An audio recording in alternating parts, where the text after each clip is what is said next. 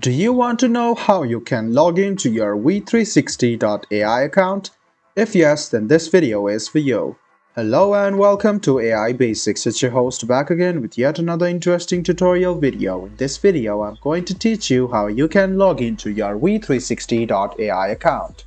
Go ahead and open Chrome or Edge browser on your PC, go to the Google search bar and then search for We360.ai login. Click on the first link which appears on your screen. It will take you to the sign up page of We360.ai. Now to go to the sign in page, scroll a bit down and you can see sign in here. So click sign in, write down your domain name. Let's suppose this is the domain name. After you write the domain name and if it is correct, go ahead and click next. Then write down your password and then you can sign in to your We360.ai account.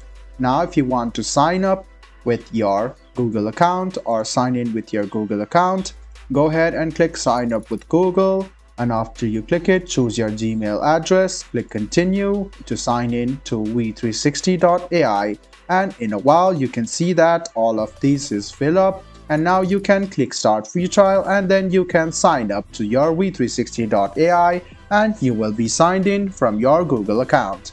I hope this video about how you can log in to your We360.ai account was helpful for you.